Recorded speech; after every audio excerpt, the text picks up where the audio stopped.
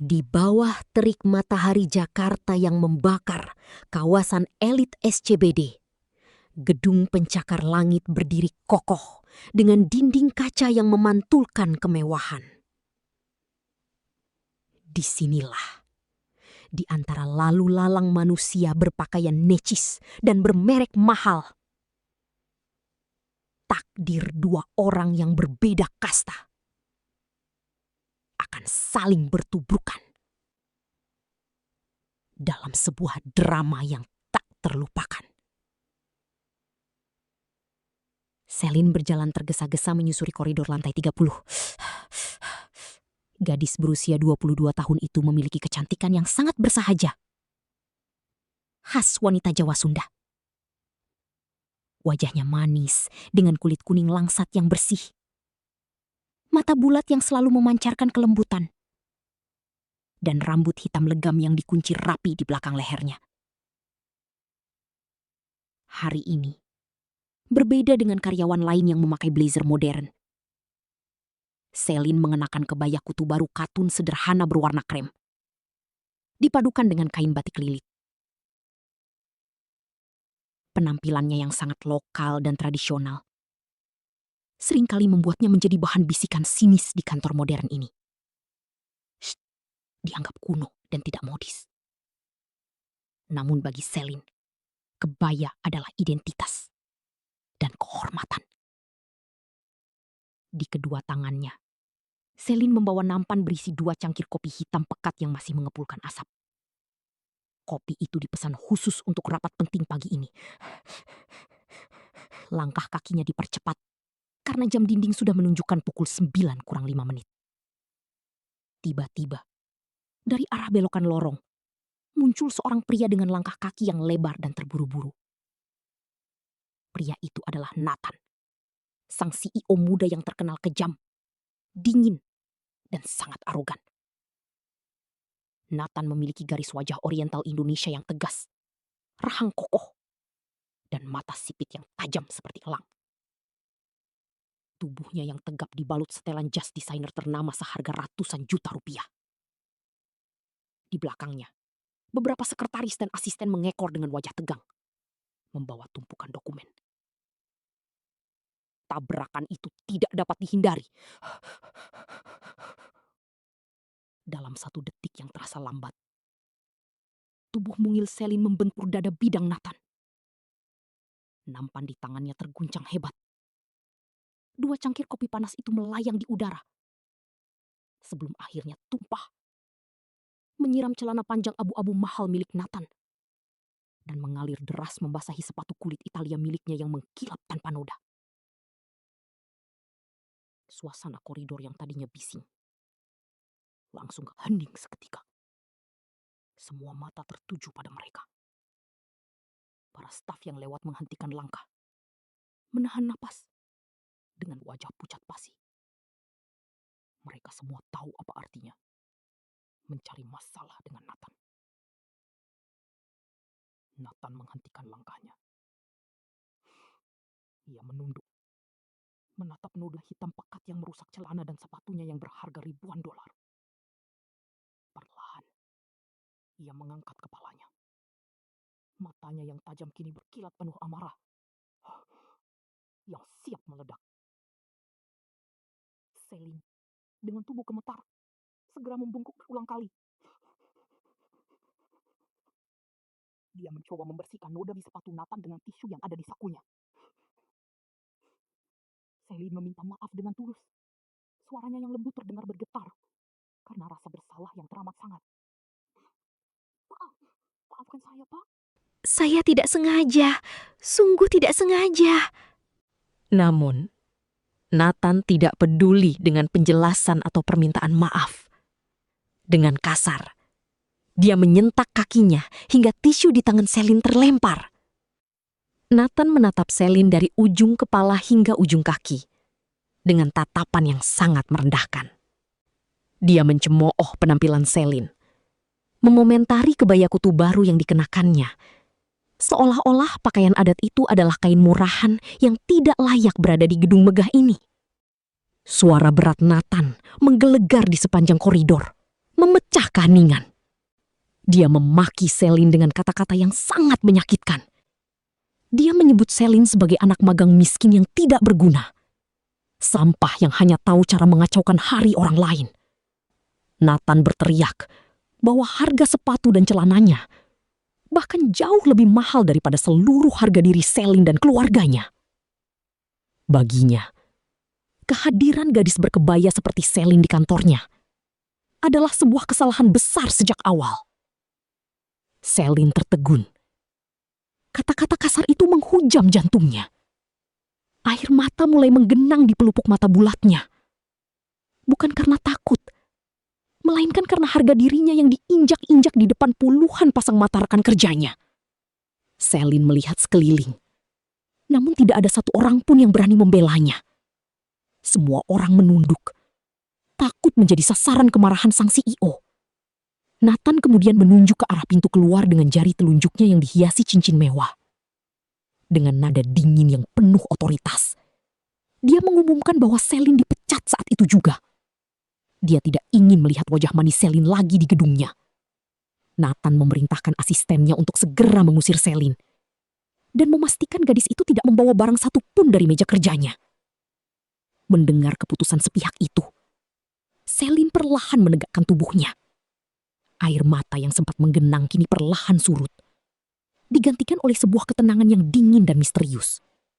Dia tidak memohon, tidak juga menangis histeris seperti yang diharapkan Nathan. Selin justru menatap lurus ke dalam manik mata sipit Nathan yang dipenuhi keangkuhan. Selin mengangguk pelan. Dia merapikan lipatan kebaya kutu barunya dengan gerakan yang sangat anggun. Seolah-olah dia tidak baru saja dihina dan dipecat. Dengan suara yang sangat tenang namun bergaung kuat di lorong itu, Selin mengatakan bahwa dia akan pergi. Namun sebelum melangkah, Selin memberikan sebuah peringatan kecil yang membuat bulu kuduk beberapa orang di sana meremang. Dia berkata bahwa roda kehidupan berputar sangat cepat. Dan kesombongan seringkali menjadi awal dari kejatuhan yang paling menyakitkan. Nathan hanya mendengus remeh mendengar ucapan Selin. Menganggapnya sebagai hiburan sampah dari seorang gadis miskin yang kalah. Dia berbalik dan melanjutkan langkahnya menuju ruang rapat pleno, mengabaikan sosok Selin yang mulai berjalan menjauh menuju lift. Namun, yang tidak diketahui oleh Nathan dan seluruh orang di kantor itu adalah, begitu pintu lift tertutup rapat, Selin tidak menangis.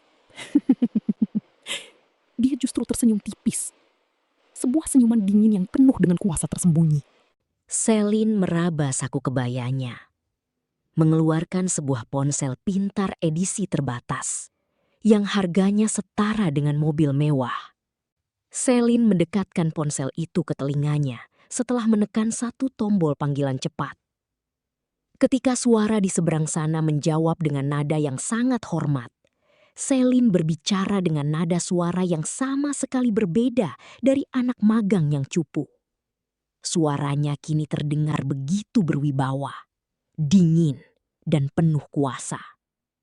Siapkan dokumen pemegang saham mayoritas dan kosongkan kursi utama di ruang rapat pleno dalam waktu 15 menit.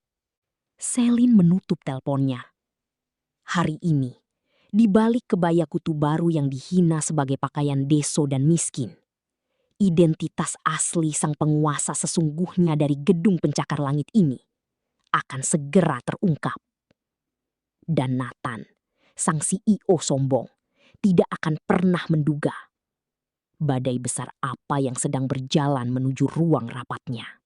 Di balik gemerlap lampu gedung pencakar langit Jakarta yang angkuh dan dingin, tersimpan sebuah dunia yang jauh berbeda, tempat di mana Selin menjalani kehidupan aslinya.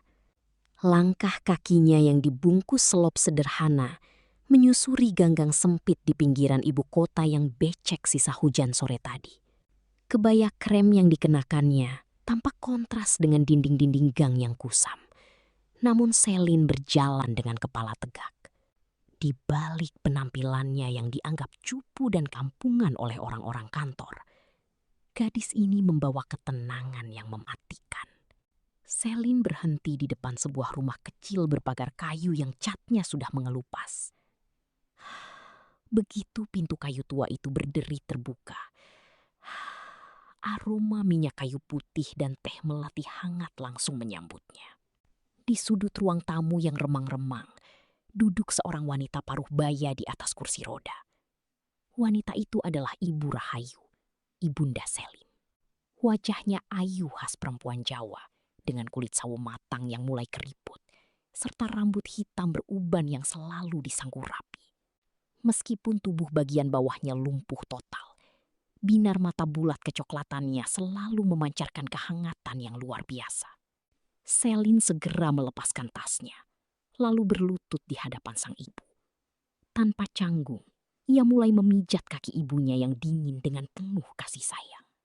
Ibu Rahayu mengelus lembut rambut hitam legam putrinya, merasakan kelelahan yang disembunyikan Selin di balik senyum manisnya.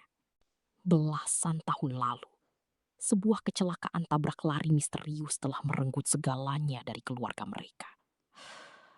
Kecelakaan tragis itu tidak hanya membuat Ibu Rahayu lumpuh, tetapi juga merenggut nyawa ayah Selin, Surya Wijaya. Ayah Selin bukanlah orang sembarangan. Beliau adalah sang pionir, konglomerat lokal legendaris yang membangun fondasi bisnis raksasa yang kini bernama Wijaya Group. Perusahaan yang sekarang dikuasai oleh keluarga Nathan dengan penuh keserakahan. Setelah menyuapi ibunya dan memastikan wanita tercintanya itu tertidur lelap, Selin melangkah masuk ke dalam kamar tidurnya yang berukuran sempit. Kamar itu hanya berisi sebuah ranjang kayu tunggal dan sebuah lemari jati tua peninggalan almarhum ayahnya. Selin mengunci pintu kamar rapat-rapat, lalu berlutut di samping lemari jati tersebut. Ia merogoh bagian bawah lemari yang memiliki laci rahasia yang tersembunyi dengan sangat rapi. Dari dalam laci tersembunyi itu, Selin mengeluarkan sebuah kotak beludru merah yang sudah berdebu. Dengan jemari tangannya yang lentik, ia membuka kotak tersebut. Di dalamnya, berkilau sebuah liontin mewah bertahtakan batu zamrud hijau pekat yang dikelilingi berlian murni. Ukiran emas di sekeliling batu zamrud itu membentuk lambang keluarga Wijaya. Sebuah simbol kekuasaan mutlak yang hanya diwariskan kepada penerus tahta tertinggi perusahaan. Liontin ini adalah bukti fisik yang tidak bisa dibantah oleh siapapun di dunia bisnis tanah air. Namun, kejutan sesungguhnya berada di bawah kotak beludru tersebut. Selin menarik selembar dokumen tebal berwarna coklat yang telah disegel secara hukum negara. Dokumen itu adalah akta otentik kepemilikan saham mayoritas mutlak sebesar 55% atas seluruh aset Wijaya Group, yang secara sah diwariskan langsung atas nama Selin Wijaya. Selama ini, Nathan dan keluarganya bertindak seolah-olah mereka adalah pemilik tunggal perusahaan. Hanya karena mereka memegang posisi direksi dan menguasai sisa saham minoritas yang terpecah-pecah. Mereka mengira keturunan Surya Wijaya telah habis dan tidak akan pernah kembali untuk menuntut hak mereka. Selin menatap dokumen itu dengan tatapan mata yang berubah menjadi sangat dingin dan tajam. Jauh dari kesan gadis magang yang lemah lembut yang siang tadi disiram kopi oleh Nathan. Ia mengingat setiap kata hinaan yang dilontarkan Nathan di depan para karyawan, yang menyebutnya sebagai sampah tidak berguna yang hanya pantas memakai kebaya murah. Selin mengusap air mata yang sempat menggenang di pelupuk matanya, mengubah rasa sakit itu menjadi tekad yang membeku. Besok adalah hari rapat pleno pemegang saham tahunan. Momen krusial di mana Nathan berencana mengumumkan proyek ambisius barunya yang akan menggusur pemukiman warga miskin di pinggiran kota, termasuk rumah yang kini ditempati Selin dan ibunya. Nathan juga telah menyiapkan surat pemecatan tidak hormat untuk Selin, agar bisa mempermalukannya di hadapan seluruh jajaran direksi tertinggi. Selin berdiri tegak di depan cermin kamarnya yang sedikit retak. Ia mendekatkan liontin zamrud itu ke dadanya. Merasakan dinginnya batu mulia tersebut, menyatu dengan detak jantungnya yang tenang, namun penuh amarah.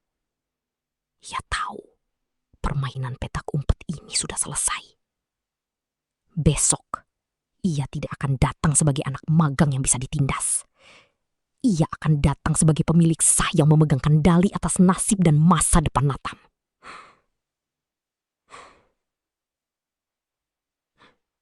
Namun, tepat ketika Selin hendak menyimpan kembali dokumen berharga itu ke dalam laci rahasia, telinganya yang tajam menangkap suara aneh dari arah luar jendela kamarnya. Suara gesekan ranting pohon yang tidak biasa, disusul oleh bunyi langkah kaki yang tergesa-gesa menginjak dedaunan kering di pekarangan rumahnya yang sepi. Selin tersentak. Matanya langsung tertuju pada tirai jendela yang sedikit tersingkap, menyadari bahwa ada seseorang yang sedang mengintai rumahnya di tengah kegelapan malam. Kesombongan seringkali menjadi tirai tebal yang membutakan mata manusia dari kebenaran di hadapannya. Di lantai 30 gedung pencakar langit bernuansa kaca dan baja di jantung kota Jakarta, Nathan berdiri dengan angkuh. Pria berwajah tegas khas pria metropolitan berdarah Melayu dengan rambut klimis tertata rapi itu menatap miniatur maket di atas meja kerjanya. Matanya yang tajam dan dingin memancarkan ambisi yang tak terbendung. Di hadapannya terbentang rencana pembangunan proyek megah Suryanata Tower, sebuah kompleks apartemen mewah yang akan menjadi mahakarya kepemimpinannya sebagai direktur utama. Namun, ada satu noda kecil dalam rencana indahnya itu. Sebuah pemukiman padat penduduk yang dihuni oleh masyarakat kelas bawah, termasuk ibunda Selin, berdiri tepat di atas lahan yang ingin ia kuasai. Bagi Nathan, keberadaan rumah-rumah sederhana beratap seng itu hanyalah tumpukan sampah yang merusak pemandangan dan harus segera disingkirkan. Dengan senyum sinis yang menghiasi bibirnya, Nathan memanggil asisten kepercayaannya. Ia memerintahkan agar surat peringatan terakhir segera dikirimkan hari itu juga.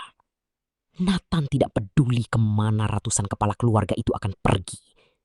Baginya, uang dan kekuasaan adalah hukum tertinggi. Dan orang-orang miskin tidak memiliki hak untuk menghalangi jalannya menuju puncak kejayaan. Ia bahkan merencanakan penggusuran paksa menggunakan alat berat dalam waktu 24 jam ke depan. Bertepatan dengan hari rapat pleno pemegang saham terbesar yang akan mengukuhkan posisinya secara mutlak di perusahaan. Sementara itu, di pinggiran kota yang berdebu, suasana hangat dan bersahaja menyelimuti sebuah rumah kayu yang asri. Ibu Rahayu, seorang wanita paruh baya berwajah lembut khas perempuan Jawa, dengan garis-garis usia yang penuh ketabahan, duduk di teras rumahnya dengan tangan gemetar. Di tangannya tergenggam selembar kertas putih berlogo perusahaan milik Nathan. Air matanya menetes perlahan, membasahi kain batik usang yang ia kenakan. Surat itu adalah perintah pengosongan rumah secara paksa. Tempat tinggal yang telah puluhan tahun melindunginya dari terik matahari dan hujan terancam merata dengan tanah dalam hitungan jam. Langkah kaki yang tenang terdengar mendekat. Selin berjalan menyusuri jalan setapak tanah menuju rumah ibunya. Gadis itu masih mengenakan kebaya kutu baru sederhana berwarna coklat tanah dengan rambut yang disanggul rapi, menyisakan beberapa helai rambut hitam legam yang membingkai wajah manis khas Indonesianya yang sawo matang. Melihat ibunya menangis, dada Selin bergemuruh oleh rasa sakit dan kemarahan yang mendalam. Ia berlutut di hadapan ibunya, menggenggam erat tangan wanita yang telah melahirkannya itu, dan membaca surat ancaman penggusuran tersebut. Selin menyadari bahwa kesabaran ada batasnya. Selama ini, ia memilih diam dan menerima segala hinaan dari Nathan saat menyamar sebagai anak magang cupu di kantor.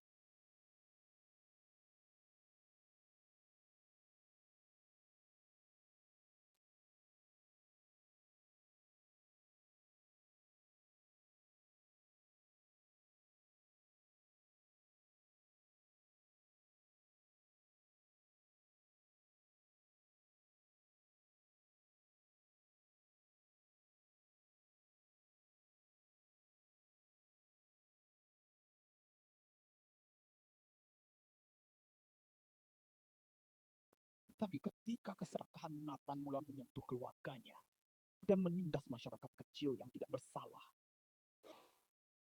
Selin tahu bahwa waktu untuk bersembunyi telah usai. Macan yang tertidur kini harus terbangun. Tiba-tiba, telepon genggam milik Selin berdering. Sebuah nama tertera di layar. Baskoro, pengacara senior keluarga yang selama ini menjaga seluruh rahasia dan aset peninggalan sang ayah. Selin menggeser layar dan mendekatkan telepon ke telinganya. Suara berat dan penuh wibawa dari ujung telepon memberikan kabar yang krusial. Baskoro mengabarkan bahwa seluruh dokumen legalitas dan pengalihan hak waris saham mayoritas sebesar 60% atas nama Selin telah selesai diproses secara hukum. Baskoro menegaskan bahwa besok pagi adalah rapat pleno darurat yang diadakan oleh Nathan untuk mengesahkan proyek penggusuran tersebut, sekaligus menggalang dana dari para investor asing. Jika Selin tidak hadir dan mengambil alih haknya besok, maka Nathan akan secara resmi memiliki kuasa penuh untuk menandatangani surat perintah penggusuran paksa. Baskoro meminta Selin untuk segera bersiap mengenakan pakaian terbaiknya dan datang sebagai pemilik sah yang sesungguhnya untuk menghentikan kegilaan ini. Mendengar penjelasan sang pengacara, tatapan mata Selin yang biasanya lembut berangsur-angsur berubah menjadi sangat dingin dan tajam.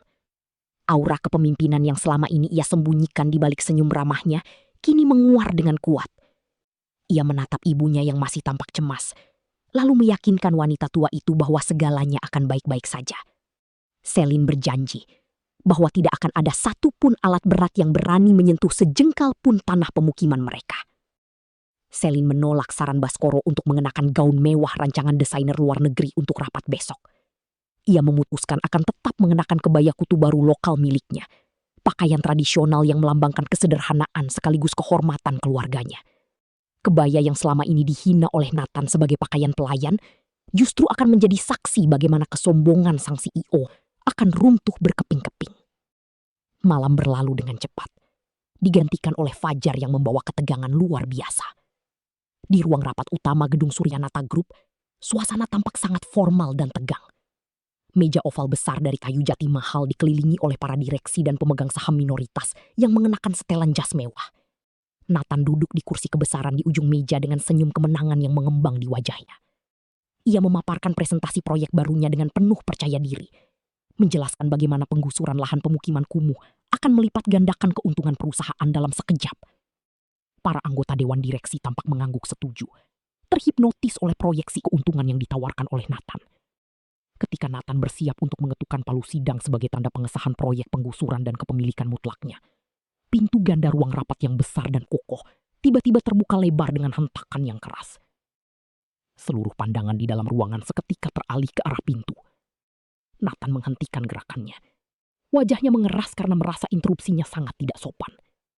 Dari balik pintu, melangkah masuk seorang gadis dengan langkah yang sangat tenang, anggun, namun penuh penekanan di setiap ketukan langkahnya. Nathan terbelalak. Matanya hampir keluar dari rongganya saat mengenali sosok yang berdiri di ambang pintu. Gadis itu adalah Selin, anak magang cupu yang kemarin ia siram dengan air kopi dan ia usir dari kantornya. Selin berdiri dengan tegak, mengenakan kebaya kutu baru berwarna gelap yang dipadukan dengan kain batik tulis yang indah. Wajah lokalnya yang manis kini memancarkan wibawa dingin yang luar biasa, membuat seisi ruangan mendadak sunyi senyap dan merinding tanpa alasan yang jelas. Sebelum Nathan sempat berteriak memanggil keamanan untuk mengusir Selin, sosok Baskoro, pengacara paling disegani di negeri ini, melangkah masuk di belakang Selin dengan membawa sebuah koper hitam eksklusif. Baskoro menatap tajam ke arah Nathan. Lalu dengan suara yang lantang dan bergema di seluruh sudut ruangan, ia mengumumkan kedatangan pemilik saham mayoritas mutlak yang memegang kendali atas hidup dan mati perusahaan tersebut. Nathan membeku di tempat duduknya. Sementara jantungnya berdegup kencang saat Selin menatapnya dengan senyum dingin yang penuh kemenangan. 2 detik. Ruang rapat pleno di lantai 36 gedung pencakar langit itu terasa begitu dingin. Sedingin sikap para petinggi yang duduk mengelilingi meja marmer hitam panjang. Di ujung meja, Nathan berdiri dengan senyum kemenangan yang begitu lebar. Pria dengan rahang tegas khas pria Jawa Sunda itu merapikan jas mahalnya, lalu menatap satu persatu anggota Dewan Komisaris. Hari ini adalah hari penandatanganan mutlak. Hari di mana Nathan akan dinobatkan kembali sebagai CEO tanpa ada satupun orang yang bisa mengusik tahtanya. Dia merasa di atas angin, terutama setelah kemarin berhasil menyingkirkan Selin. Anak magang polos yang menurutnya hanya menjadi sampah di perusahaannya. Cuh! Nathan mengetukkan jarinya ke atas meja, memecah keheningan ruang rapat yang menegangkan. Dia berkata dengan nada sombong bahwa perusahaan ini hanya membutuhkan pemimpin yang kuat. Bukan orang-orang lemah yang tidak tahu diri. Apalagi anak magang miskin yang hanya bisa mengacaukan presentasi. Pak Surya dan Ibu Ratna, dua komisaris senior berwajah khas Melayu, hanya bisa saling pandang dengan cemas. Mereka tahu watak Nathan yang keras kepala dan angkuh. Namun mereka tidak memiliki kekuatan untuk menentang rencana ekspansi sang CEO muda. Asisten Nathan menyodorkan selembar dokumen tebal berlapis kulit hitam dengan pena berlapis emas di atasnya. Nathan meraih pena tersebut dengan jemari yang kokoh. Senyumnya semakin mengembang, membayangkan masa depan di mana dia berkuasa penuh tanpa batas. Namun, tepat saat ujung pena emas itu nyaris menyentuh kertas putih bersih di hadapannya, sebuah dentuman keras terdengar dari arah pintu masuk ruang rapat pleno. Crash! Pintu kayu jati berukir mewah yang biasanya tertutup rapat itu terbuka lebar. Seluruh pasang mata di dalam ruangan langsung tertuju ke arah ambang pintu. Di sana, berdiri seorang wanita yang membuat semua orang menahan napas seketika. Itu adalah Selin. Namun, dia bukan lagi Selin sang anak magang yang mengenakan kemeja lusuh kekecilan dan sepatu flat yang solnya hampir lepas.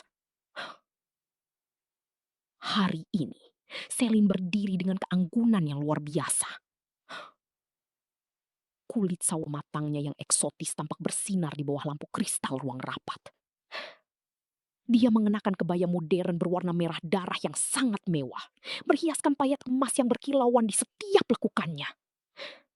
Rambut hitam legamnya disanggul modern dengan sangat rapi, menyisakan beberapa helai yang membingkai wajah ovalnya yang berkarakter tegas.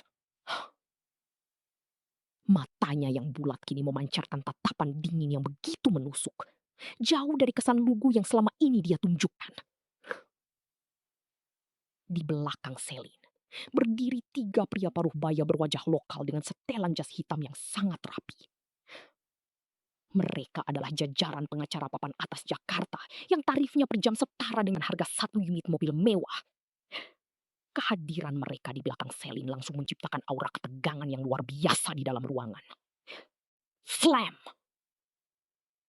Nathan seketika meletakkan penanya dengan kasar. Wajahnya yang semula penuh kemenangan kini berubah merah padam karena amarah. Dia berdiri dari kursinya dan menunjuk Selin dengan telunjuknya yang bergetar. Nathan berteriak, bertanya mengapa seorang mantan anak magang yang sudah dipecat secara tidak hormat berani mengacaukan rapat penting ini. Dia memanggil keamanan untuk segera menyeret Selin keluar dari gedung. Namun, tidak ada satupun petugas keamanan yang bergerak masuk. Sebaliknya, kepala keamanan yang berjaga di luar pintu justru menundukkan kepalanya dalam-dalam saat Selin melangkah masuk ke dalam ruangan. Langkah kaki Selin terdengar begitu berirama. Ketukan sepatu hak tingginya memecah kesunyian yang mencekam. Dia berjalan perlahan mengitari meja rapat besar, mengabaikan tatapan syok dari Pak Surya, Ibu Ratna, dan para komisaris lainnya. Selin berhenti tepat di hadapan Nathan. Dia menatap pria ampuh itu dari atas ke bawah dengan senyuman tipis yang sangat dingin. Senyuman yang menyiratkan kekuasaan mutlak. Selin berkata dengan suara yang tenang, namun bergaung kuat di setiap sudut ruangan. Dia menanyakan, apakah Nathan begitu tidak sabar untuk menandatangani dokumen yang sebenarnya bukan miliknya. Nathan semakin murka dan menuntut penjelasan atas kelancangan Selin. Tanpa membuang waktu, Selin memberikan isyarat kecil dengan tangan kanannya yang lentik. Pengacara senior di belakangnya segera melangkah maju, membuka tas kerja kulit buaya yang dibawanya. Lalu mengeluarkan sebuah dokumen tebal dengan segel resmi kenegaraan dan logo firma hukum terbesar di Asia Tenggara. Selin menerima dokumen tersebut dengan gerakan yang sangat anggun namun penuh penekanan. Dia melemparkan dokumen tebal itu tepat ke hadapan Nathan. Dokumen itu mendarat dengan suara deburan keras di atas meja marmer, tepat di atas kertas yang hampir ditandatangani oleh Nathan tadi. Selin menyuruh Nathan untuk membuka dokumen tersebut dan membacanya dengan teliti, agar pria sombong itu tahu siapa sebenarnya yang sedang dihadapi. Dengan tangan yang mulai gemetar karena amarah dan rasa penasaran yang membuncah, Nathan membuka halaman pertama dokumen tersebut. Matanya yang tajam menyusuri baris demi baris tulisan di sana. Detik berikutnya, seluruh warna merah di wajah Nathan seolah lenyap seketika. Wajahnya berubah menjadi pucat pasi bagai kertas tanpa darah. Dokumen itu adalah akta kepemilikan saham mayoritas mutlak atas nama Selin Maheswari. Di sana tertulis dengan sangat jelas bahwa Selin memegang 55% saham dari seluruh anak perusahaan di bawah naungan konglomerasi tersebut. Angka yang selama ini disembunyikan di balik nama sebuah yayasan investasi asing ternyata adalah milik gadis yang selama ini dia panggil dengan sebutan anak magang cupu tidak berguna.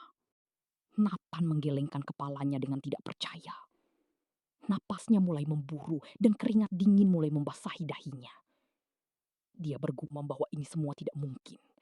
Menuduh Selin telah memalsukan dokumen tersebut untuk menjatuhkannya. Namun pengacara senior di samping Selin langsung angkat bicara dengan suara tegas. Dia menyatakan bahwa dokumen tersebut sah secara hukum dan telah diverifikasi oleh kementerian terkait serta Dewan Pengawas Keuangan pagi ini. Dia menegaskan bahwa mulai detik ini, Selin Maheswari adalah pemilik saham pengendali tunggal di perusahaan ini. Mendengar hal itu, Pak Surya dan Ibu Ratna langsung berdiri dari kursi mereka. Tanpa ragu sedikit pun, kedua komisaris senior itu membungkukkan tubuh mereka dengan sangat hormat ke arah Selin. Menyapa Selin sebagai pemilik utama perusahaan dengan nada suara yang penuh ketakutan sekaligus kekaguman. Selin menerima penghormatan itu dengan anggukan kepala yang sangat anggun. Dia kemudian melangkah mendekati kursi kebesaran CEO yang berada di ujung meja. Dia menarik kursi tersebut, lalu duduk di atasnya dengan menyilangkan kakinya yang dibalut kain batik sutra premium yang senada dengan kebayanya. Kuasa dingin sang pemilik saham kini terpancar penuh dari sosok Selin. Nathan masih berdiri mematung di samping meja. Tubuhnya bergetar hebat. Posisi yang selama ini dia banggakan, kini telah direbut dalam sekejap oleh wanita yang pernah dia permalukan. Wanita yang pernah dia suruh untuk membersihkan tumpahan kopi di sepatunya. Selin menatap Nathan yang kini tampak begitu kecil di matanya. Dengan nada suara yang sangat tenang namun mematikan, Selin berkata bahwa permainan kesombongan Nathan telah berakhir hari ini. Dia memberikan pilihan kepada Nathan. Apakah ingin keluar dari gedung ini dengan sisa harga diri yang dia miliki? Atau merangkak di lantai untuk memohon ampunan atas semua kesalahannya selama ini? Nathan menatap Selin dengan mata yang berkaca-kaca. Antara rasa malu yang luar biasa, kemarahan yang tertahan, dan ketakutan akan kehancuran finansialnya yang sudah di depan mata. Di hadapan seluruh dewan direksi, sang CEO sombong kini perlahan-lahan menekuk lututnya bersiap untuk melakukan hal yang paling tidak pernah dia bayangkan seumur hidupnya. Namun, tepat sebelum lutut Nathan menyentuh lantai dingin di kaki kebaya merah Selin, Selin membisikkan sesuatu yang jauh lebih mengerikan. Sebuah rahasia masa lalu yang membuat napas Nathan mendadak terhenti seketika. Keheningan di ruang rapat pleno itu begitu pekat, seolah detak jarum jam dinding pun enggan bersuara. Di bawah sorot lampu kristal yang mewah, berdiri seorang gadis muda dengan keanggunan yang tak terbantahkan. Selin, sosok yang selama ini dicaci, dihina, dan dianggap sebagai anak magang tidak berguna, kini berdiri tegak di ujung meja oval jati yang megah. Wajahnya yang berkarakter khas perempuan Indonesia, dengan kulit sawo matang yang bersih, mata bulat hitam yang tajam, dan rambut hitam legam yang disanggul modern dengan rapi, memancarkan aura kekuasaan yang mutlak. Kebaya brokat merah marun yang dikenakannya berpadu indah dengan kain batik tulis parang yang melilit pinggang rampingnya. Dia tidak lagi terlihat seperti gadis cupu yang bisa ditindas. Dia adalah pemilik tahta yang sesungguhnya. Di seberang meja, Nathan berdiri dengan tubuh gemetar hebat. Wajah tampannya yang beretnis Melayu Sunda, yang biasanya selalu dihiasi senyum sinis dan tatapan meremehkan, kini pucat pasi badai kehilangan seluruh darahnya. Keringat dingin bercucuran dari pelipisnya, membasahi kerah kemeja mahalnya yang kini terasa mencekik. Matanya menatap nanar pada dokumen kepemilikan saham mayoritas yang baru saja dilemparkan Selin ke atas meja. Di sana, tertera jelas nama lengkap Selin sebagai pemilik tunggal dari 80% saham pengendali perusahaan konsorsium yang menopang seluruh gurita bisnis milik Nathan. Para anggota komisaris yang duduk di sekeliling meja, pria-pria paruh baya berwajah lokal dengan setelan jas hitam dan batik sutra premium, yuspis, saling berbisik panik. Pak Baskoro, komisaris paling senior dengan guratan wajah khas Jawa yang tegas, langsung berdiri dari kursinya. Wajahnya yang semula tenang kini dipenuhi kecemasan yang luar biasa. Pak Baskoro menatap Nathan dengan pandangan penuh kemarahan, lalu beralih menatap Selin dengan sikap yang sangat hormat, hampir membungkuk. Pak Baskoro menyatakan bahwa selama ini mereka telah ditipu oleh kesombongan Nathan. Dia menegaskan bahwa posisi Nathan sebagai CEO berada di ujung tanduk.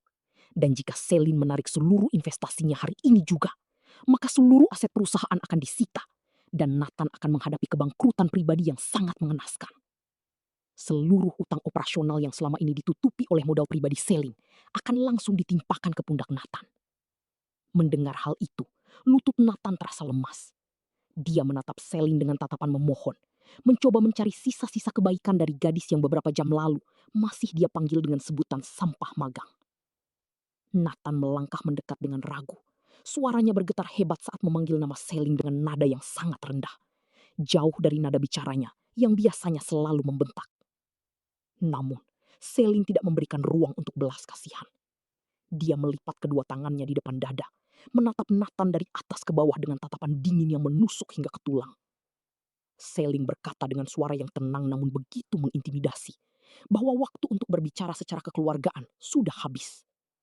Selin mengingatkan Nathan tentang setiap kata hinaan yang pernah dilontarkannya, tentang bagaimana Nathan menyuruhnya membersihkan tumpahan kopi di sepatunya, dan bagaimana Nathan mengancam akan merusak masa depan karir Selin di seluruh negeri ini. Selin melangkah perlahan. Suara ketukan sepatu hak tingginya menggema di ruangan yang sunyi itu, menciptakan ketegangan psikologis yang luar biasa bagi semua orang yang hadir. Dia berhenti tepat 2 langkah di depan Nathan. Selin menunduk sedikit, menatap langsung ke manik mata Nathan yang kini berkaca-kaca karena ketakutan. Selin memberikan ultimatum terakhirnya dengan sangat dingin. Dia mengatakan bahwa dia bisa saja menandatangani surat pencabutan modal sekarang juga dan membiarkan Nathan menjadi gelandangan dalam waktu 24 jam. Namun Selin masih memberikan satu kesempatan. Satu-satunya jalan keluar yang sangat mahal harganya bagi harga diri seorang Nathan.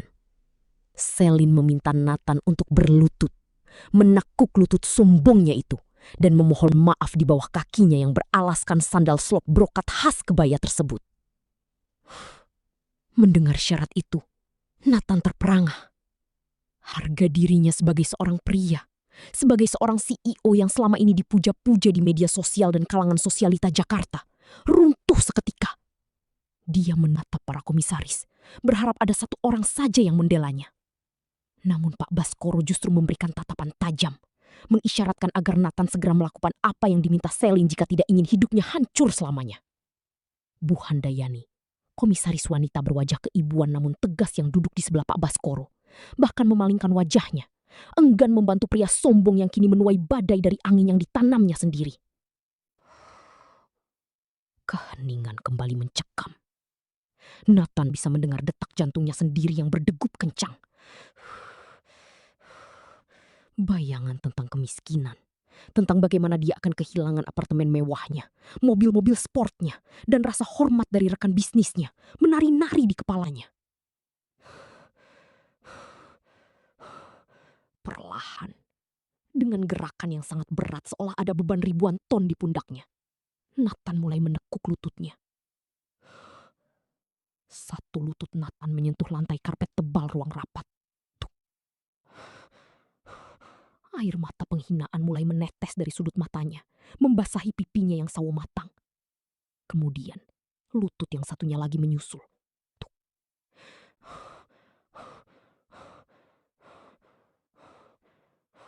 Kini, sang CEO sombong yang selalu mendongakkan kepala itu berada di posisi yang paling rendah, bersujud di bawah kaki seorang gadis yang mengenakan kebaya anggun. Dengan tangan gemetar, Nathan menyentuh lantai di depan ujung kaki Selin. Suaranya terdengar serak, pecah oleh tangis penyesalan yang mendalam. Nathan memohon ampunan Selin, mengakui segala kesalahannya, dan berjanji akan menjadi pelayan yang patuh asalkan Selin tidak menghancurkan hidup dan karirnya. Dia mengulang-ulang kalimat permohonan maaf itu, membiarkan harga dirinya diinjak-injak di depan seluruh dewan komisaris yang menyaksikan dengan napas tertahan. Selin berdiri mematung, menatap kepala Nathan yang tertunduk di dekat kakinya. Tidak ada senyum kemenangan yang kekanak-kanakan di wajah cantik Selin. Yang ada hanyalah tatapan datar, dingin, dan penuh kuasa.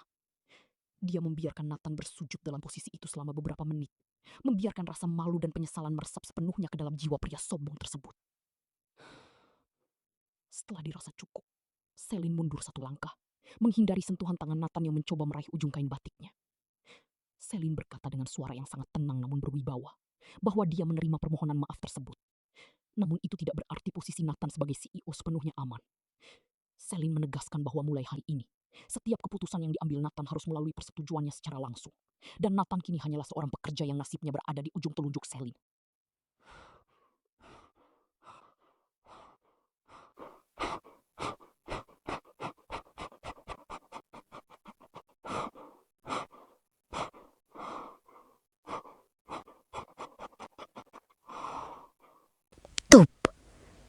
Seorang sekretaris muda berlari masuk dengan wajah yang jauh lebih panik daripada para komisaris di dalam ruangan.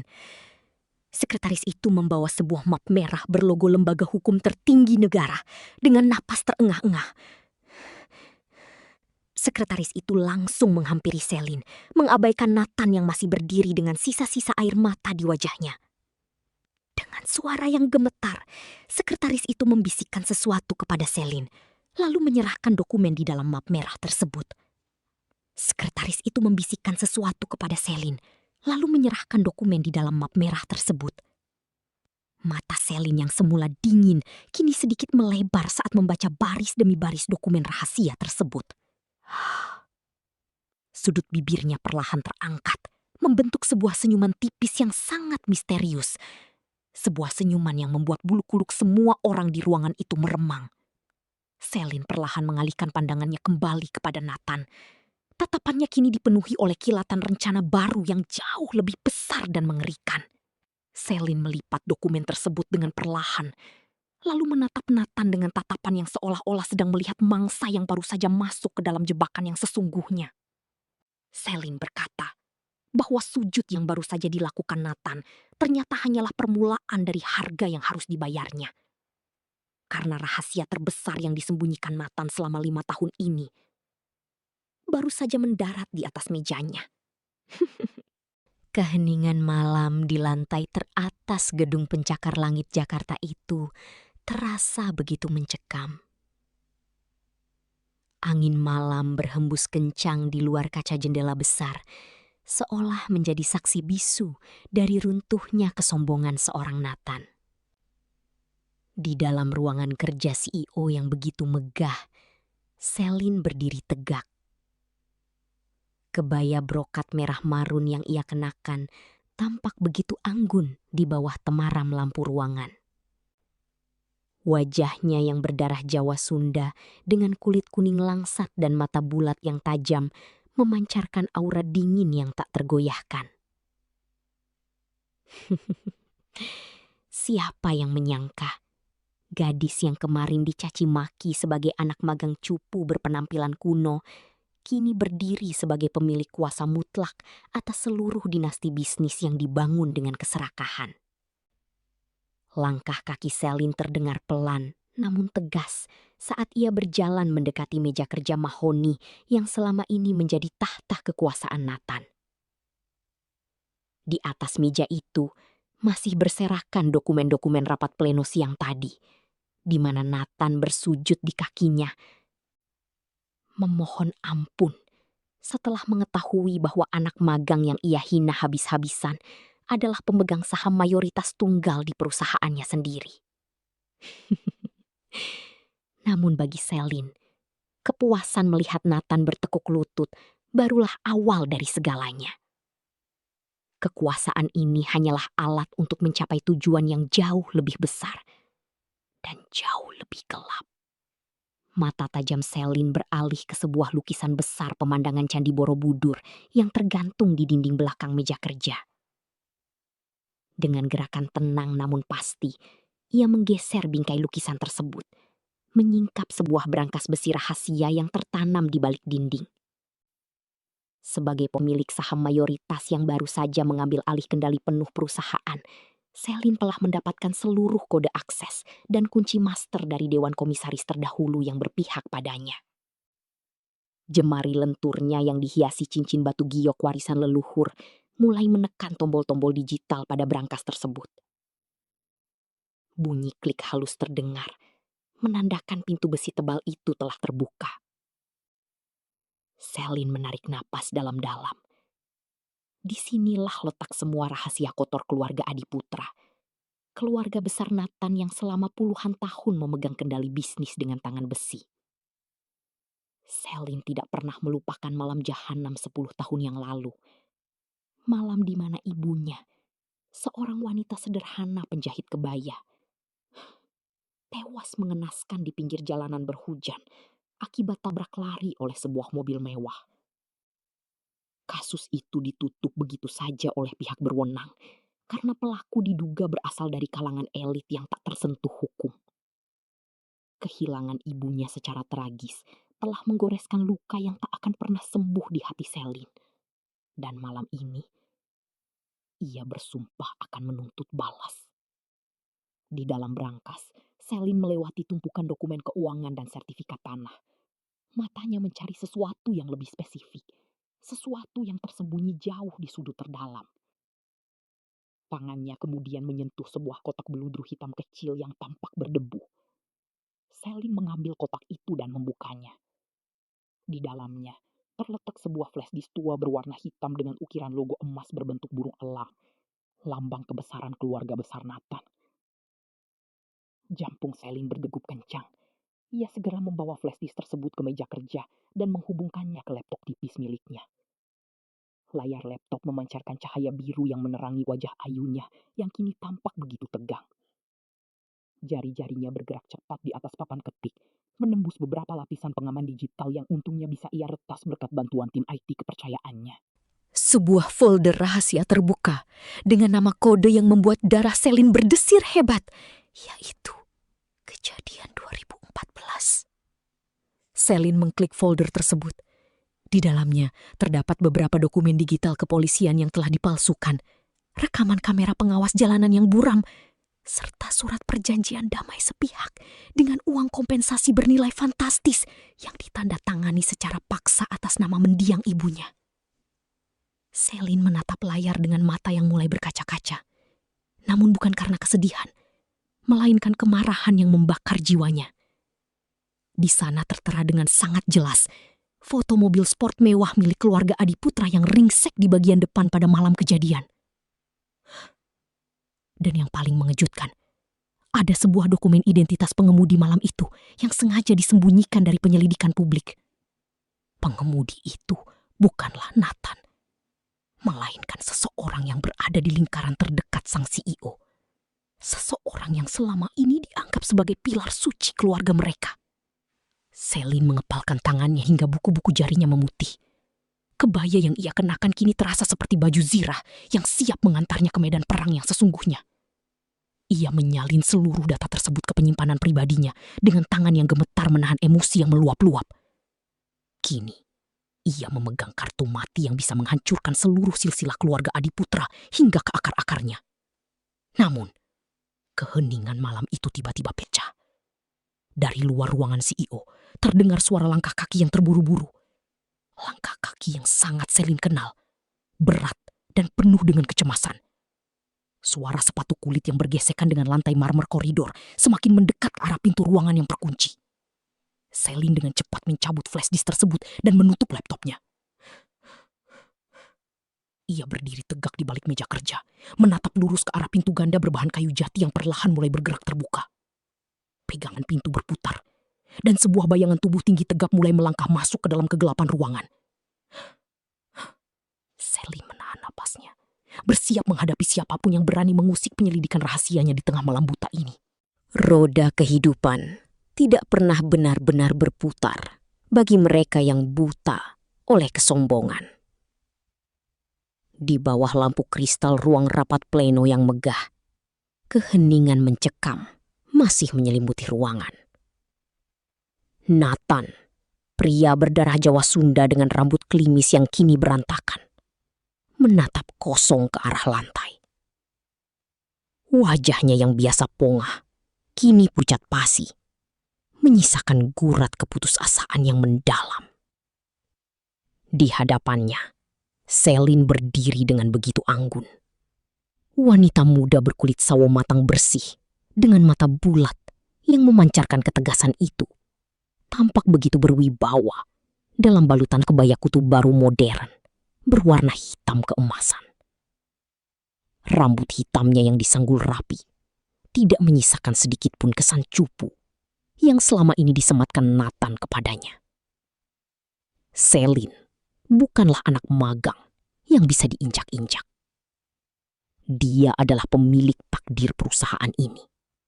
Sang pemegang saham mayoritas yang selama ini menyembunyikan taringnya di balik kesederhanaan. Bagi Nathan, kejatuhan ini adalah penghinaan terbesar dalam hidupnya.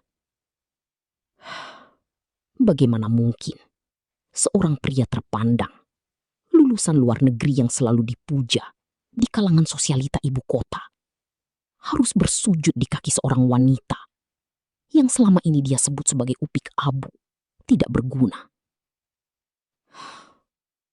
Rasa malu yang membakar dada kini perlahan berubah menjadi racun dendam yang sangat pekat. Kehilangan jabatan sebagai CEO hanyalah awal dari kehancurannya. Dan Nathan bersumpah tidak akan membiarkan Selin menikmati kemenangannya dengan tenang.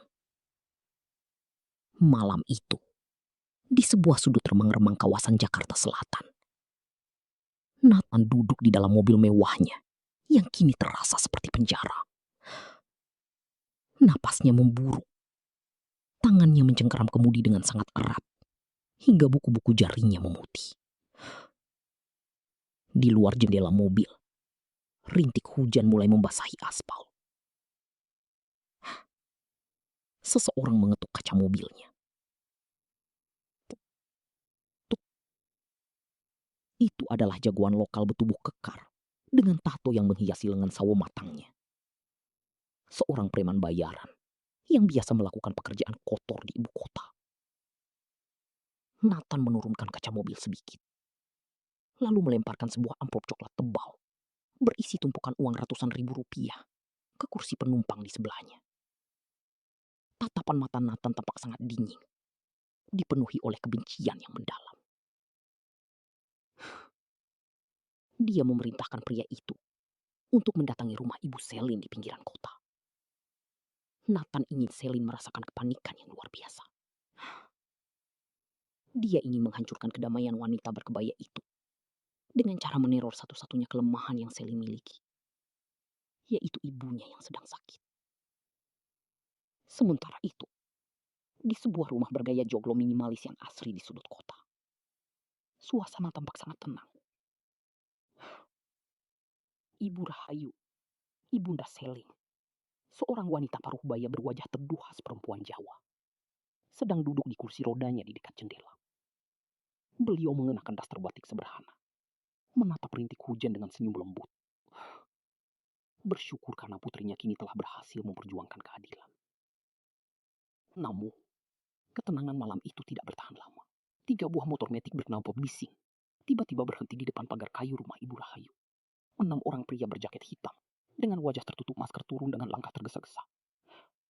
Mereka membawa balok kayu dan botol kaca, bersiap untuk melemparkan teror ke dalam rumah yang sepi itu. Salah satu dari mereka mulai memanjat pagar, sementara yang lain bersiap melemparkan batu ke arah kaca jendela tempat Ibu Rahayu duduk.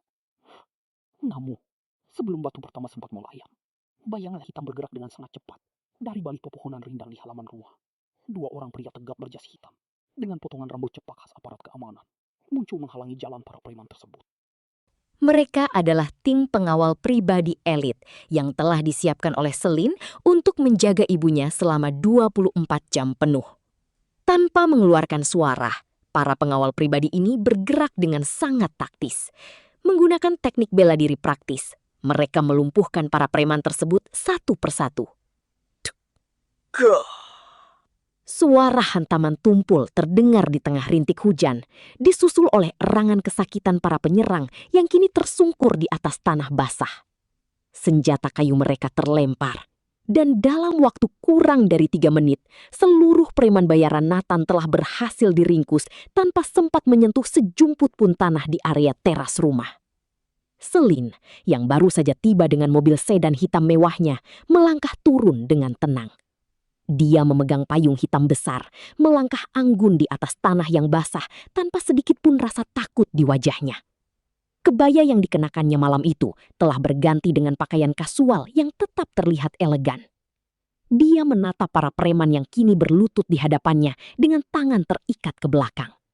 Dengan suara yang sangat tenang namun dingin menusuk tulang, Selin bertanya siapakah yang telah mengirim mereka.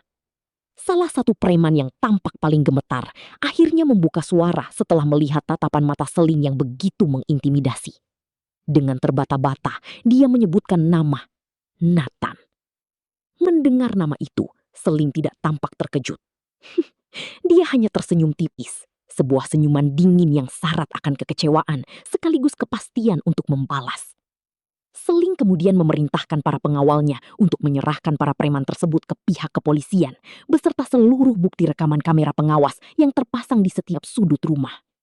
Dia memastikan bahwa kali ini Nathan tidak akan bisa lolos dari jerat hukum atas tindakan kriminal yang telah dilakukannya. Namun, setelah para preman itu dibawa pergi, langkah Selin terhenti di ruang tamu.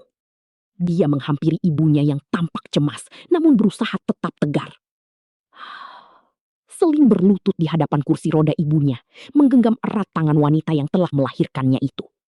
Disinilah, di bawah cahaya lampu rumah yang hangat, Selin kembali teringat akan sebuah misteri besar yang selama ini mengganjal di hatinya. Kecelakaan tabrak lari beberapa tahun lalu yang telah merenggut kemampuan ibunya untuk berjalan. Dimas, asisten pribadi sekaligus tangan kanan Selin yang setia, melangkah masuk ke dalam rumah dengan wajah yang sangat serius. Dia membawa sebuah tablet pintar yang menampilkan beberapa dokumen digital. Dimas, seorang pemuda lokal yang cerdas dan selalu rapi dalam bekerja, melaporkan hasil penyelidikan terbaru mengenai kasus kecelakaan Ibu Rahayu di masa lalu. Mendengar laporan Dimas, jantung Selin seakan berhenti berdetak sesaat. Dimas menjelaskan bahwa mereka baru saja mencoba mengakses kembali seluruh arsip digital dan rekaman kamera pengawas jalan raya dari malam kecelakaan itu terjadi. Namun, hasilnya sangat mengejutkan sekaligus mengerikan. Semua data rekaman kamera pengawas di sepanjang jalan protokol pada jam kejadian telah dihapus secara permanen dari server pusat otoritas transportasi.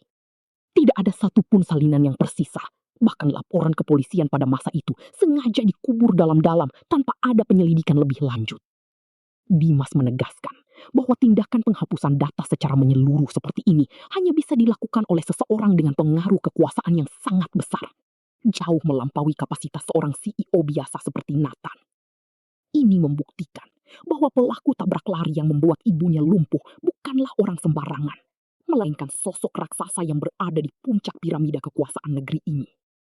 Selin berdiri perlahan, matanya menatap tajam ke arah kegelapan malam di luar jendela. Angin malam berembus kencang, memainkan ujung gorden ruang tamu. Dia menyadari bahwa musuh yang dihadapinya kini bukan lagi sekedar Nathan yang sombong dan haus kekuasaan. Ada kekuatan gelap yang jauh lebih besar. Sebuah konspirasi tingkat tinggi yang sengaja menutupi kejahatan masa lalu untuk melindungi seseorang yang sangat penting. Di tengah keheningan malam yang mencekam itu, ponsel genggam Selin yang terletak di atas meja kayu tiba-tiba bergetar. Sebuah nomor tidak dikenal muncul di layar. Selin mengangkat telepon tersebut dengan tenang, mendekatkannya ke telinga tanpa mengucapkan sepatah kata pun. Dari ujung telepon, terdengar suara berat seorang pria paruh baya yang terdengar sangat tenang, namun penuh dengan nada ancaman yang terselubung. Pria itu memperingatkan Selin untuk berhenti menggali masa lalu jika dia masih menyayangi nyawanya dan nyawa ibunya. Pria misterius itu mengatakan bahwa bermain-main dengan saham perusahaan adalah satu hal, namun mengusik rahasia masa lalu adalah tiket satu arah menuju kehancuran total. Telepon itu tiba-tiba terputus, meninggalkan bunyi nada sibuk yang monoton di dalam ruangan. Selin perlahan menurunkan ponselnya. Napasnya berembus perlahan, namun matanya tidak menunjukkan ketakutan sedikitpun. Alih-alih gentar, ancaman itu justru menyalakan api kemarahan yang luar biasa di dalam dadanya. Siapakah sebenarnya sosok kuat di balik telepon misterius itu? Dan apakah Nathan sebenarnya hanyalah bidak kecil dari dalang kejahatan yang sesungguhnya? Keheningan di ruang rapat pleno itu begitu pekat, hingga suara detak jarum jam dinding terdengar seperti dentuman lonceng kematian bagi karier Nathan. Di atas lantai marmer yang dingin, Nathan, sang CEO yang biasanya berdiri congkak dengan setelan jas mahalnya, kini bersujud. Wajahnya yang sawo matang kini pucat pasi.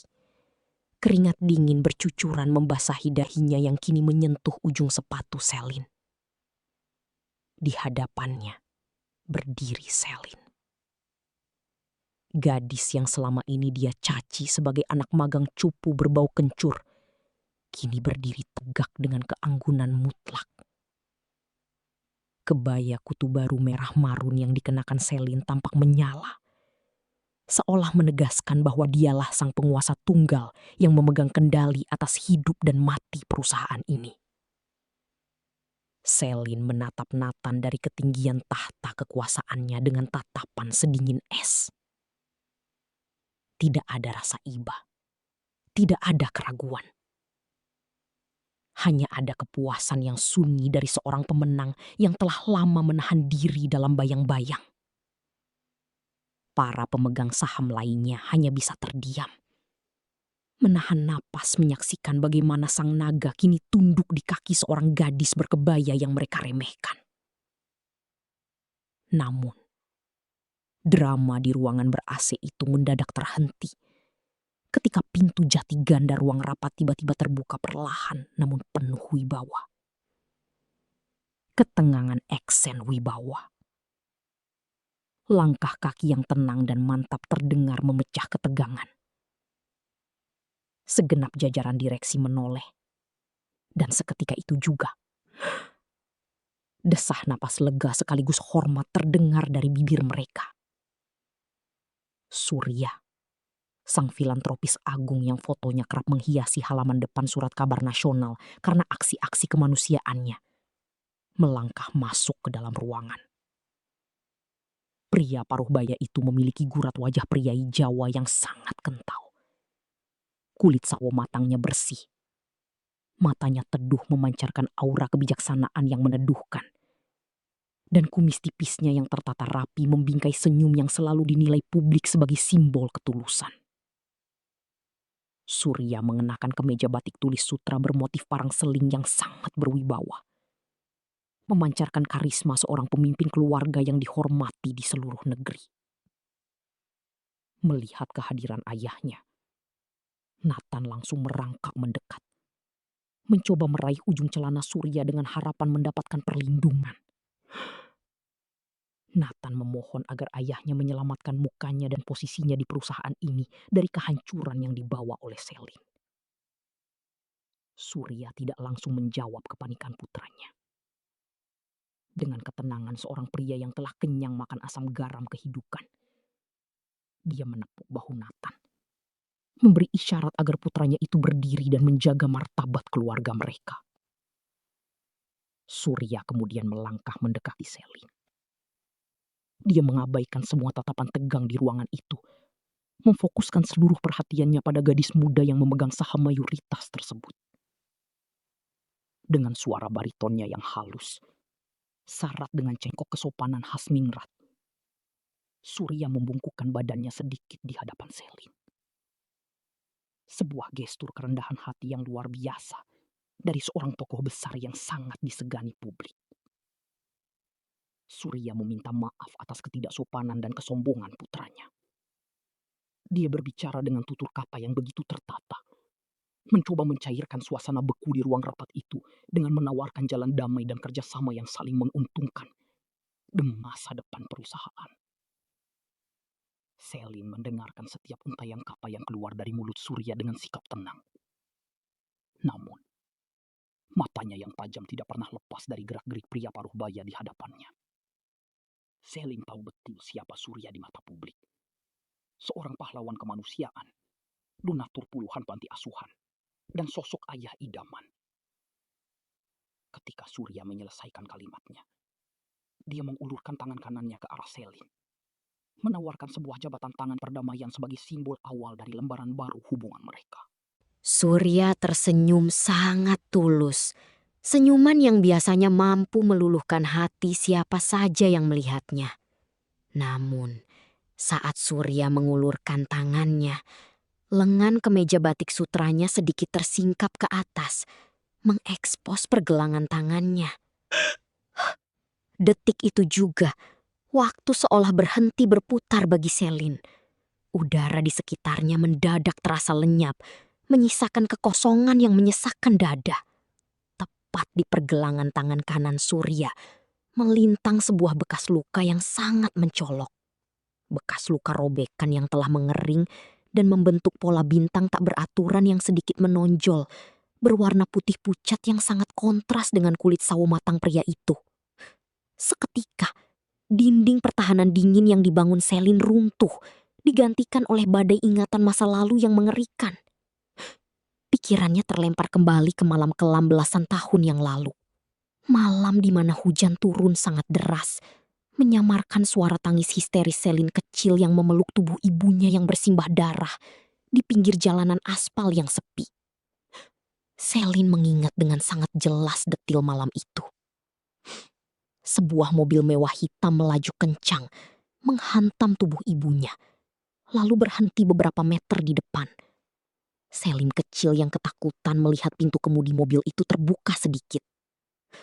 Dari dalam mobil, sebuah tangan kanan terjulur keluar, mencengkeram bingkai pintu mobil dengan sangat erat sebelum akhirnya menariknya kembali dan menginjak pedal gas dalam-dalam, melesat pergi meninggalkan ibunya yang sekarat tanpa belas kasihan.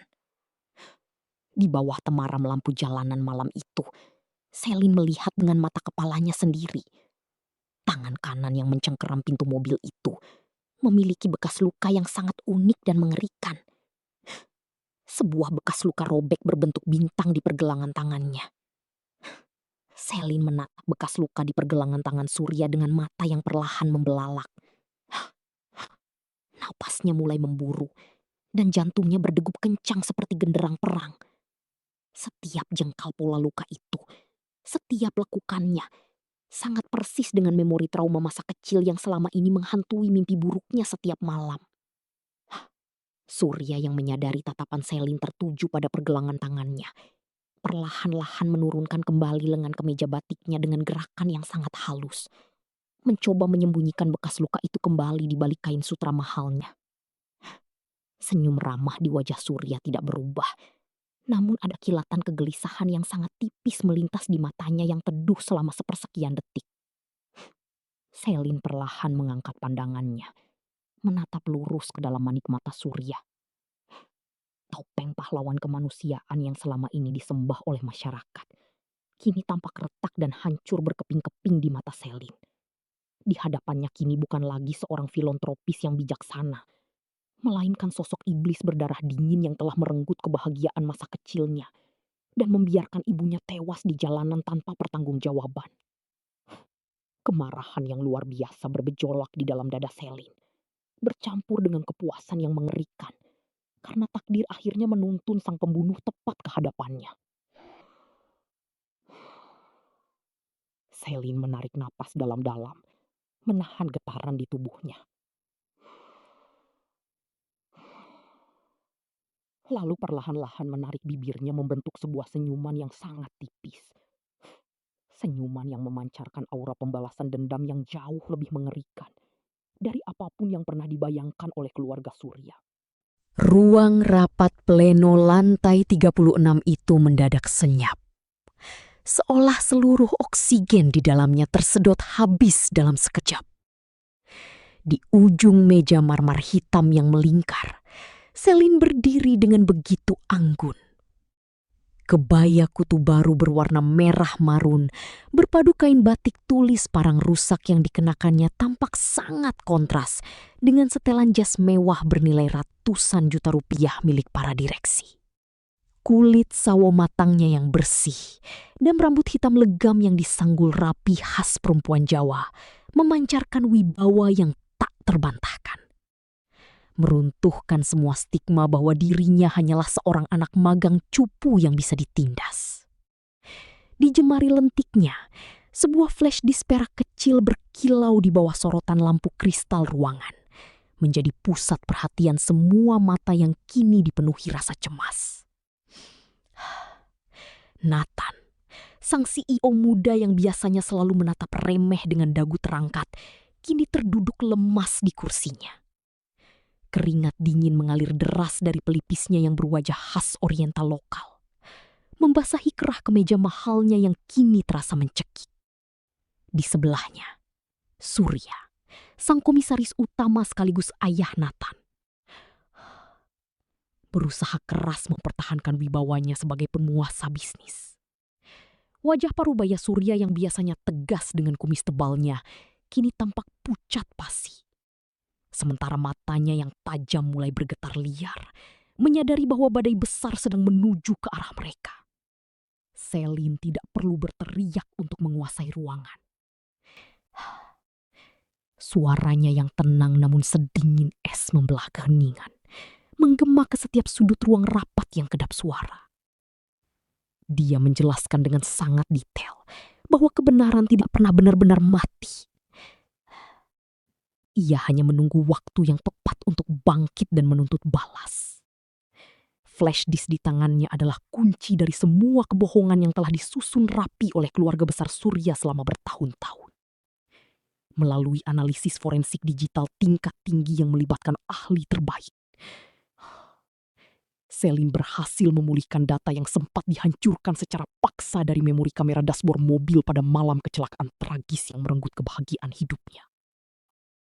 Dengan gerakan yang tenang namun penuh penekanan, Selin melangkah perlahan menuju layar proyektor raksasa di ujung ruangan. Setiap ketukan tumit selopnya di atas lantai marmer, terdengar seperti lonceng kematian bagi reputasi Surya dan Nathan. Selin menancapkan flash disk tersebut ke port meja rapat. Seketika, layar besar di belakangnya berkedip, menampilkan sebuah video hitam putih yang perlahan-lahan menjadi sangat jelas setelah melewati proses restorasi digital yang rumit. Layar itu kini menampilkan suasana jalanan protokol Jakarta yang diguyur hujan sangat deras bertahun-tahun lalu. Sebuah mobil sedan mewah berwarna hitam melaju dengan kecepatan yang sangat tidak wajar di atas aspal yang licin. Ketegangan di dalam ruang rapat semakin memuncak ketika video tersebut memperlihatkan detik-detik sebelum benturan keras terjadi. Namun, kejutan terbesar bukanlah pada kecelakaan itu sendiri, melainkan pada apa yang terekam di dalam kabin mobil sesaat sebelum peristiwa naas tersebut terjadi. Kamera dashboard bagian dalam yang telah dipulihkan secara forensik menangkap dengan sangat jelas wajah sang pengemudi di bawah sorotan lampu jalanan kota. Wajah yang panik, dengan mata merah yang tidak fokus akibat pengaruh alkohol setelah pesta bisnis. Wajah itu sama sekali bukan wajah sopir sewaan miskin yang selama ini mendekam di dalam penjara sebagai kambing hitam. Wajah yang terpampang nyata di layar raksasa itu adalah wajah Surya muda. Sang komisaris terhormat yang kini duduk membeku di hadapan seluruh pemegang saham. Selin membalikkan badannya perlahan, menatap lurus ke arah Surya dengan tatapan yang begitu dingin dan menusuk. Dia membongkar konspirasi kotor di mana Surya menggunakan kekuasaan, pengaruh politik, dan tumpukan uangnya untuk menyuap oknum aparat, memalsukan seluruh berkas penyelidikan, dan memaksa seorang pria paruh baya yang tidak bersalah untuk mengaku sebagai pengemudi demi menyelamatkan nama baik keluarga dan kelangsungan saham perusahaan. Sementara itu, ibu kandung Selin dibiarkan meregang nyawa di jalanan tanpa pernah mendapatkan keadilan hukum yang semestinya. Nathan mencoba bangkit dari kursinya dengan sisa-sisa keberanian yang dia miliki. Dengan suara yang bergetar hebat, dia menuduh bahwa video tersebut adalah hasil rekayasa kecerdasan buatan yang sengaja dibuat oleh Selin untuk menjatuhkan posisi ayahnya. Namun Selin hanya tersenyum tipis, sebuah senyuman kemenangan yang sangat dingin. Dia langsung menampilkan sertifikat forensik digital yang sah dan terenkripsi secara hukum, lengkap dengan tanda tangan digital dari Laboratorium Forensik Kepolisian Internasional yang menyatakan bahwa video tersebut 100% asli tanpa ada penyuntingan sedikit pun. Melihat bukti hitam di atas putih yang begitu kuat, Surya mulai merasa sesak napas. Dia memegangi dadanya yang kesakitan sambil menatap Selin dengan tatapan penuh ketakutan. Menyadari bahwa seluruh kekuasaan dan kekayaan yang dia kumpulkan selama puluhan tahun kini runtuh seketika di tangan seorang gadis berkebaya yang pernah mereka hina sebagai anak magang miskin. Keheningan yang mencekam itu tiba-tiba pecah ketika pintu ruang rapat pleno diketuk dengan keras dari luar. Dua orang pria tegap berseragam penyidik kepolisian melangkah masuk ke dalam ruangan dengan langkah tegap. Dipimpin oleh seorang perwira menengah yang membawa map merah berisi surat perintah penangkapan. Di saat Surya mulai diseret keluar dengan tangan gemetar,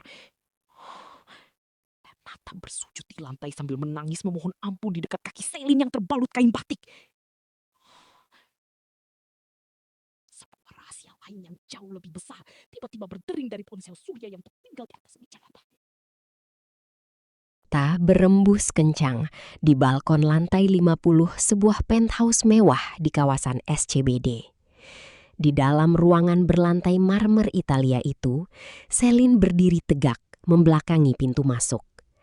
Kebaya brokat hitam dengan sulaman benang emas berpadu dengan kain batik parang menyapu lantai dengan anggun. Rambut hitam legamnya disanggul modern, menyisakan beberapa helai yang membingkai wajah ovalnya yang berkarakter kuat khas perempuan Jawa Sunda. Kulit sawo matangnya yang bersih tampak berkilau di bawah temaram lampu kristal gantung. Di tangannya, sebuah cangkir teh porselen digenggam dengan ketenangan yang mematikan. Pintu lift pribadi di sudut ruangan berdenting nyaring. Dua orang pria melangkah keluar dengan tergesa-gesa. Nathan, mantan CEO yang kini kehilangan taringnya, berjalan di belakang ayahnya, Surya. Nathan, dengan wajah khas pria metropolitan berdarah Melayu, tampak sangat kuyu. Lingkar hitam di bawah matanya tidak bisa menyembunyikan kecemasan yang mendalam. Sementara Surya, seorang konglomerat paruh baya dengan rambut klimis yang mulai memutih di pelipis, mencoba mempertahankan sisa-sisa keangkuhannya, meskipun keringat dingin mulai membasahi dahi. Surya mengedarkan pandangan ke sekeliling ruangan yang sunyi, sebelum tatapannya tertuju pada punggung Selin. Dengan suara berat yang dipaksakan terdengar berwibawa, Surya berdehem dan mengatakan bahwa mereka datang untuk menandatangani dokumen merger yang dijanjikan. Surya menegaskan bahwa keluarganya tidak punya waktu untuk bermain-main dengan anak magang yang beruntung mendapatkan warisan. Selin tidak langsung berbalik. Ia perlahan menyesap tehnya, menikmati keheningan yang mencekam sebelum akhirnya memutar tubuh.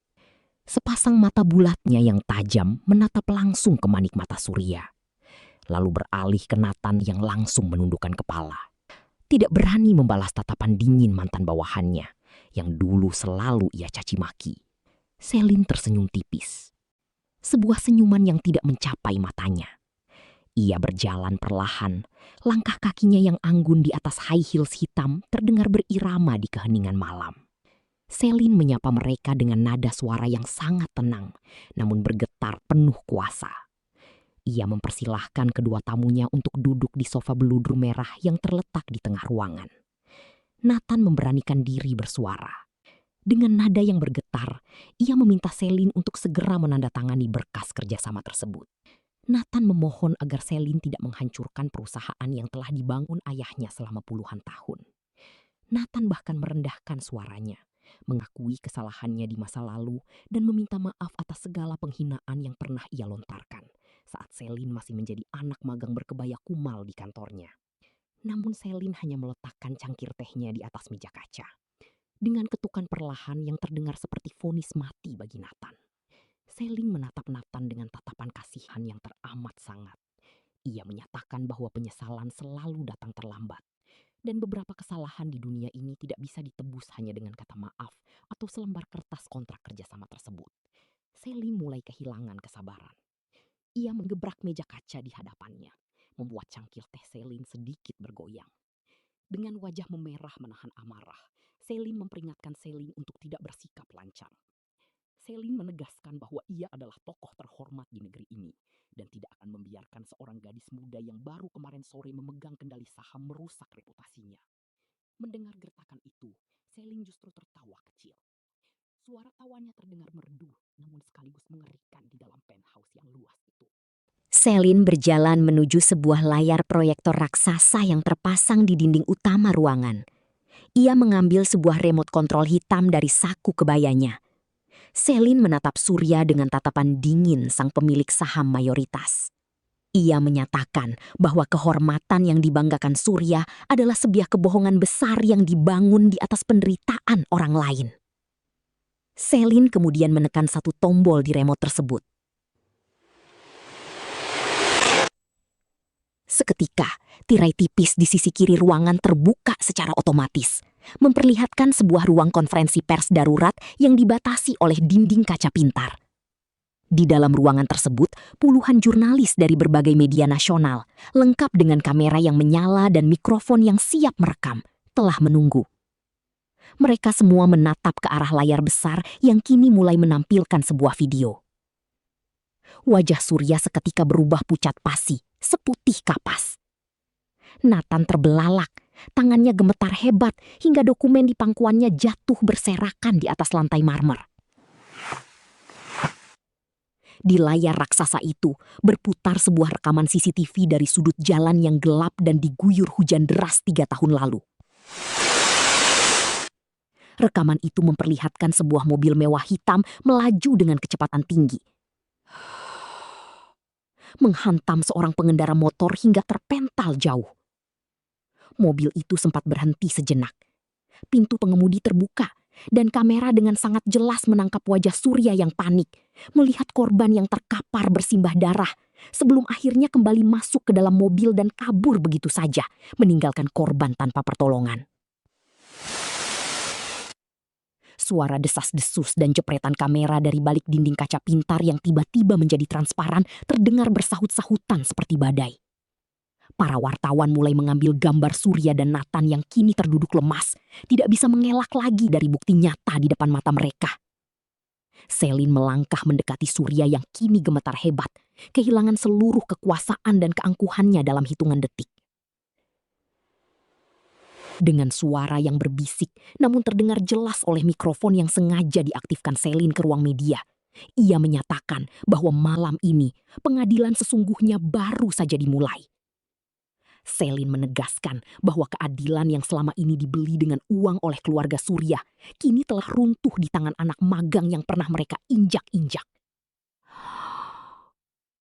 Nathan, dengan air mata yang mulai mengalir di pipinya yang kecoklatan, merangkak turun dari sofa. Ia bersujud di kaki Selin yang dibalut kain batik, memohon belas kasihan agar video tersebut tidak disebarluaskan lebih jauh. Namun Selin hanya mundur satu langkah, menghindari sentuhan tangan Nathan dengan tatapan jijik yang tak terhingga. Selin menatap kedua pria yang kini hancur di hadapannya, lalu mengalihkan pandangannya ke arah para jurnalis yang terus mengabadikan momen kehancuran dinasti bisnis tersebut.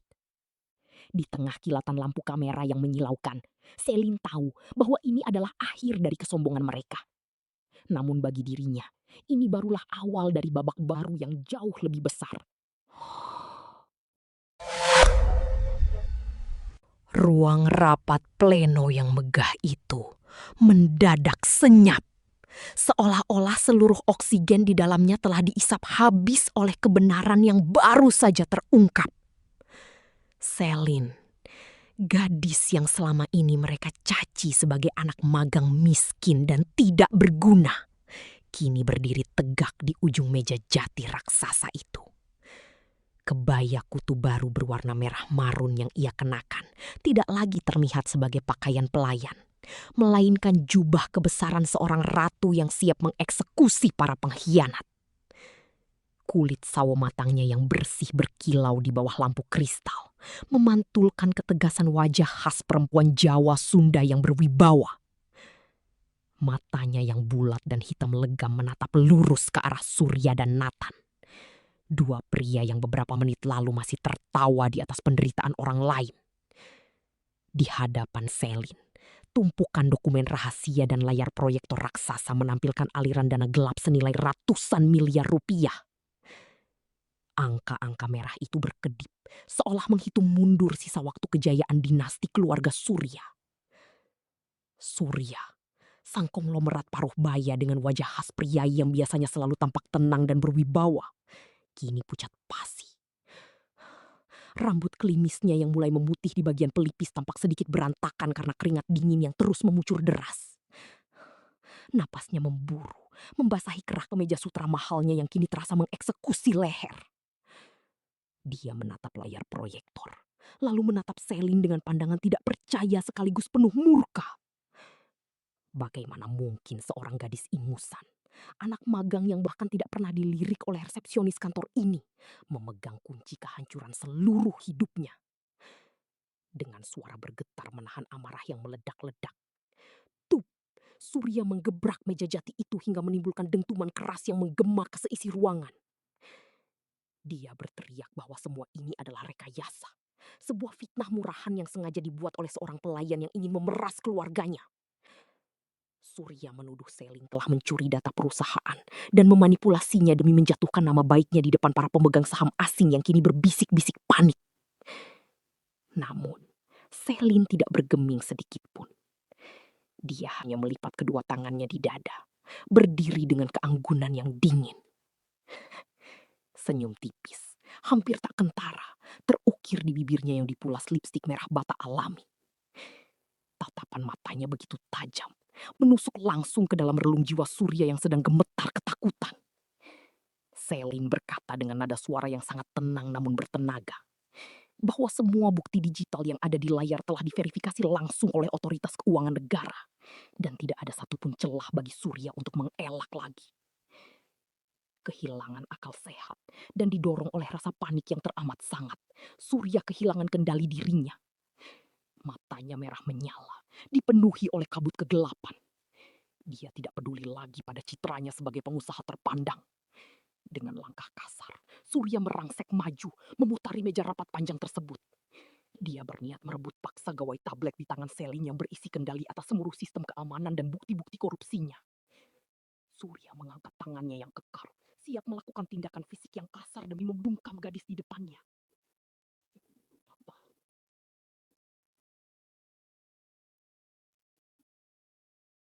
Namun, tepat sebelum tangan Surya menyentuh bahu Selin, sebuah bayangan tubuh tinggi tegap menerobos masuk di antara mereka. Itu adalah Nathan, CEO muda yang biasanya selalu tampil necis dengan setelan jas rancangan desainer ternama. Kini tampak sangat kacau. Rambut hitam tebalnya yang biasanya tertata rapi kini acak-acakan. Wajah tampan khas pria Melayu Indonesia miliknya dengan rahang tegas dan hidung mancung kini dipenuhi oleh gurat penyesalan yang mendalam dan keterkejutan yang luar biasa. Nathan mencengkeram erat pergelangan tangan ayahnya sendiri, menahannya dengan seluruh sisa tenaga yang dia miliki. Tearful, pleading dan broken. Nathan menatap ayahnya dengan mata yang berkaca-kaca, menggelengkan kepalanya perlahan seolah memohon agar kegilaan ini dihentikan. Suara Nathan terdengar serak dan pecah saat dia berkata kepada ayahnya untuk menghentikan semua ini, karena kejahatan mereka memang sudah berakhir. Painful realization, heavy guilt. Nathan menyadari sepenuhnya bahwa wanita berbaju kebaya yang selama ini dia hina, dia suruh membersihkan tumpahan kopi, dan dia usir dengan kejam, adalah pemilik sah dari seluruh tanah tempat kantor ini berdiri. Overwhelmed by defeat, Selin adalah pemegang saham mayoritas tunggal yang memegang kendali penuh atas hidup dan matinya karir Nathan.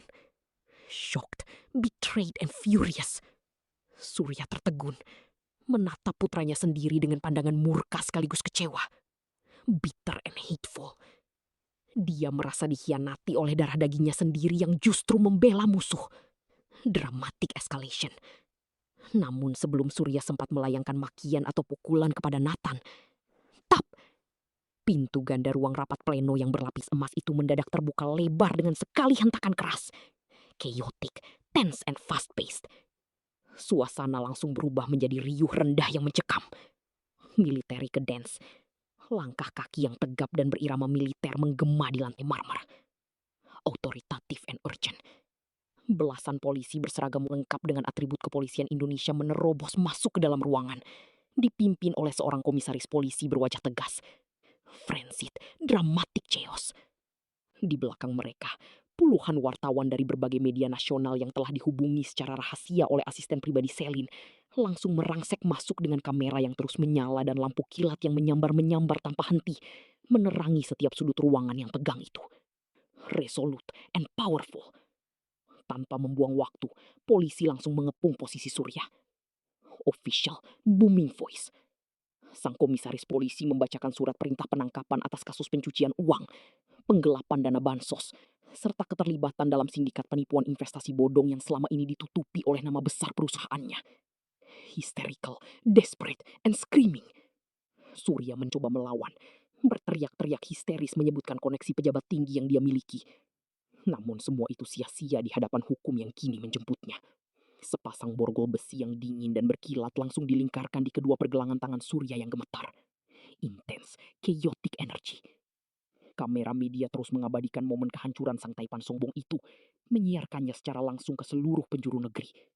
Utterly defeated and broken. Di tengah kekacauan itu, Nathan yang sudah kehilangan seluruh harga dirinya, perlahan menggalikan tubuhnya menghadap Selin. Lututnya terasa lemas, tidak mampu lagi menopang berat tubuhnya sendiri yang kini dihimpit oleh rasa bersalah dan ketakutan akan masa depan yang gelap gulita. Humiliated and desperate. Di hadapan ratusan pasang mata yang menonton, di depan kamera media yang terus menyala. Nathan menjatuhkan dirinya ke lantai marmer yang dingin. Dengan tubuh yang bergetar hebat, Nathan bersujud di kaki Selin. Dahinya hampir menyentuh ujung selop hitam yang dikenakan gadis itu. Air matanya mengalir deras, membasahi lantai marmer, meratapi segala kesombongan, keangkuhan, dan caci maki yang pernah dia lontarkan kepada Selin. Nathan memohon dengan suara yang terseduh-seduh, meminta maaf atas segala kesalahannya, dan memohon agar Selin tidak menghancurkan sisa hidupnya. Memohon agar Selin menyisakan sedikit belas kasihan untuknya. Selin menatap ke bawah, ke arah pria yang pernah menjadi sosok paling menakutkan dan paling dia benci di kantor ini. Tidak ada rasa dendam yang meledak-ledak di wajah Selin. Yang ada hanyalah kekosongan dan dinginnya es yang membekukan udara di sekitar mereka. Kebaya merah marunnya bergoyang perlahan saat dia menarik kakinya sedikit ke belakang, menolak untuk disentuh oleh tangan Nathan yang penuh dengan dosa masa lalu. Selin kemudian membungkuk sedikit, mendekatkan wajahnya ke telinga Nathan yang masih bersujud. Dengan suara yang sangat pelan, namun tajam bagai sempilu, Selin membisikkan sesuatu yang membuat seluruh tubuh Nathan seketika membeku. Selin mengatakan bahwa ini barulah permulaan dari penderitaan Nathan. Karena rahasia terbesar tentang kecelakaan yang menimpa ibu kandung Nathan belasan tahun lalu baru saja ia kirimkan ke meja penyidik kepolisian. Mendengar bisikan itu, Nathan mendadak mendongak dengan mata terbelalak lebar, dipenuhi oleh rasa ngeri yang tak terbayangkan. Sementara Selin perlahan menegakkan tubuhnya kembali, berbalik arah dengan anggun, dan melangkah pergi meninggalkan ruangan rapat tanpa menoleh sedikit pun, membiarkan Nathan tenggelam dalam misteri mengerikan yang baru saja dimulai. Roda kehidupan tidak pernah berjalan di tempat yang sama. Bagi mereka yang berjalan dengan kesombongan, kejatuhan adalah jurang terdalam yang tidak pernah mereka bayangkan sebelumnya. Di bawah langit Jakarta yang mendung, dinasti bisnis keluarga Wijaya yang selama puluhan tahun berdiri kokoh bagai raksasa tanpa tanding, akhirnya runtuh dalam hitungan hari. Kehancuran itu tidak datang dari serangan kompetitor asing atau krisis ekonomi global, melainkan dari keteguhan hati seorang gadis berkebaya yang selama ini mereka anggap remeh sebagai anak magang cupu. Di lorong gedung pengadilan negeri yang dingin, Surya Wijaya berjalan dengan langkah gontai. Pria paruh baya berwajah khas pria Jawa yang dahulu selalu tampil necis dengan jas impor berharga ratusan juta rupiah, kini mengenakan rompi tahanan berwarna oranye menyala. Rambut klimisnya kini tampak acak-acakan, menyisakan gurat-gurat penuaan dan ketakutan yang mendalam di wajah sawo matangnya. Borgol besi yang melingkari kedua pergelangan tangannya bergemerincing, memecah keheningan koridor saat para petugas kepolisian menggiringnya menuju mobil tahanan. Vonis hakim telah dijatuhkan atas kasus penipuan, penggelapan aset, dan pemalsuan dokumen yang dahulu ia gunakan untuk menyingkirkan ibu kandung Selin. Kejayaan Surya kini resmi berakhir di balik jeruji besi sel tahanan yang sempit dan pengap. Sementara itu, di sudut lain kota Jakarta, tepatnya di area parkir motor luar gedung pencakar langit SCBD, Nathan berdiri termang. Mantan CEO muda yang dahulu begitu angkuh, kini tampak sangat berbeda. Kulit wajahnya yang khas pria urban Indonesia, kini tampak lebih kusam karena sering terpapar terik matahari jalanan. Tidak ada lagi mobil sport mewah, tidak ada lagi jam tangan berlapis emas, dan tidak ada lagi barisan asisten yang siap sedia menunduk di hadapannya. Nathan kini hanya mengenakan kemeja putih polos murah yang sedikit kekuningan di bagian kerah, dipadukan dengan celana bahan hitam yang mulai pudar warnanya. Nathan memandangi gedung tinggi yang menjulang di depannya dengan tatapan kosong. Di gedung itulah dahulu ia memerintah dengan tangan besi, memaki para karyawan, dan dengan kejam menghina Selin yang mengenakan kebaya sederhana saat hari pertama magang.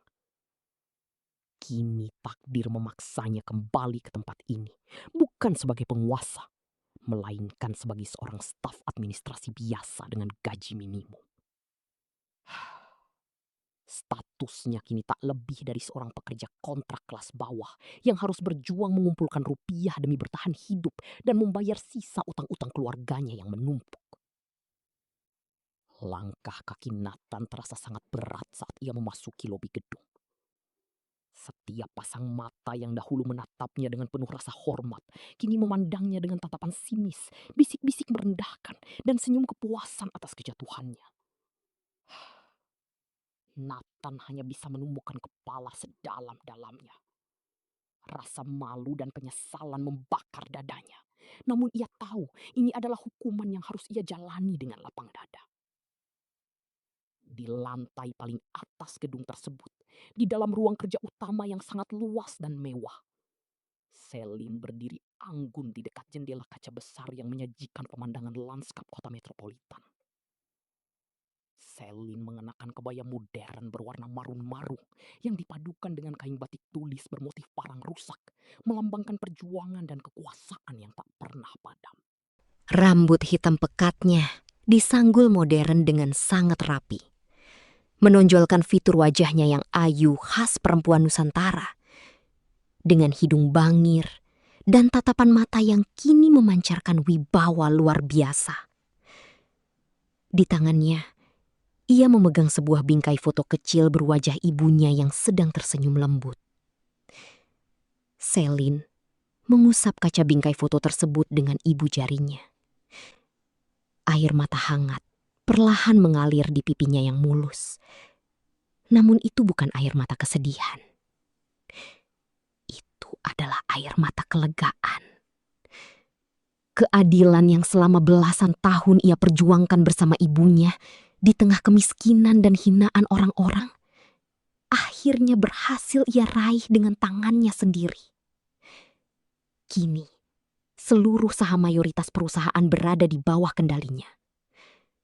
Ia bukan lagi anak magang yang bisa ditindas, melainkan pemilik sah dari seluruh imperium bisnis ini. Ketukan lembut di pintu membuyarkan lamunan Selin. Ia segera menyeka air matanya, menarik napas dalam-dalam, dan berbalik dengan sikap yang sangat tenang, namun penuh kuasa dingin seorang pemimpin. Pintu terbuka, dan sekretaris pribadinya masuk, diikuti oleh Nathan yang berjalan dengan kepala tertunduk, membawa tumpukan dokumen laporan keuangan bulanan yang harus ditandatangani. Nathan tidak berani menatap langsung ke arah Selin. Ia berdiri beberapa langkah di depan meja kerja Selin, dengan tubuh yang sedikit membungkuk tanda hormat. Suaranya yang dahulu selalu menggelegar penuh perintah, kini terdengar sangat pelan, bergetar, dan penuh kepatuhan. Nathan meletakkan dokumen tersebut di atas meja dengan kedua tangan yang sedikit gemetar. Lalu mundur selangkah. Nathan memohon maaf dengan tulus, mengakui betapa bodoh dan sombongnya dirinya di masa lalu. Ia menyatakan siap menerima keputusan apapun dari Selin, bahkan jika Selin ingin memecatnya hari ini juga. Nathan mengaku bahwa ia telah belajar arti dari sebuah kerendahan hati setelah kehilangan segalanya. Selin tidak langsung menjawab. Ia berjalan perlahan mendekati meja kerjanya. Jemari tangannya yang lentik menyentuh permukaan meja kayu jati yang mahal. Tatapan matanya yang tajam menatap Nathan yang kini tampak begitu kecil di hadapannya. Keheningan yang mencekam menyelimuti ruangan besar itu selama beberapa saat, membuat detak jantung Nathan berdegup kencang karena ketakutan. Dengan suara yang tenang namun berwibawa, Selin berkata bahwa ia tidak akan memecat Nathan. Selin ingin Nathan tetap bekerja di perusahaan ini. Bukan untuk menyiksanya, melainkan agar Nathan bisa melihat dengan mata kepala sendiri bagaimana sebuah perusahaan dijalankan dengan hati nurani, bukan dengan kesombongan dan penindasan. Selin menegaskan bahwa kebaya yang dahulu dihina oleh Nathan sebagai pakaian kuno dan miskin, kini adalah pakaian yang menyelamatkan ribuan nasib karyawan di perusahaan ini dari kehancuran akibat keserakahan keluarga Wijaya. Nathan mendengar kata-kata itu dengan dada yang sesak oleh rasa haru dan penyesalan yang mendalam. Air matanya menetes ke lantai marmer. Ia perlahan berlutut di hadapan Selin, menundukkan kepalanya hingga hampir menyentuh ujung sepatu Selin. Nathan, berterima kasih atas kemurahan hati Selin yang masih memberinya kesempatan untuk memperbaiki hidupnya. Selin memandang pria yang kini bersujud di kakinya tanpa rasa jemawa. Ia meminta Nathan untuk berdiri dan kembali bekerja dengan jujur. Suara pintu tertutup. Setelah Nathan keluar dari ruangan dengan langkah yang lebih ringan, namun penuh rasa hormat, Selin kembali menatap keluar jendela. Senyum lega akhirnya mengembang di bibirnya yang dilapisi pemulas merah alami. Keadilan telah tegak sepenuhnya, dan martabat ibunya telah pulih di bawah balutan kebaya Nusantara yang agung. Namun, saat Selin baru saja hendak duduk di kursi kebesarannya, telepon genggam khususnya yang terletak di atas meja berdering nyaring. Layar ponsel menampilkan nomor yang tidak dikenal. Selin mengernyitkan dahi, lalu menggeser tombol hijau untuk menerima panggilan tersebut. Suara berat dan misterius dari seberang telepon seketika membuat senyum di wajah Selin memudar. Suara itu berbisik, memperingatkan Selin untuk tidak merayakan kemenangannya terlalu cepat. Suara misterius itu mengatakan bahwa kejatuhan Surya Wijaya barulah awal dari permainan yang sesungguhnya. Dan rahasia terbesar tentang kematian Ibu Selin yang sebenarnya masih tersimpan rapat di dalam brankas bawah tanah yang belum pernah disentuh oleh siapapun. Suara obat pipip. Sambungan telepon tiba-tiba terputus, meninggalkan Selin dalam keheningan yang mencekam dengan jantung yang berdegup kencang. Menyadari bahwa badai baru yang jauh lebih besar kini tengah bergerak mendekatinya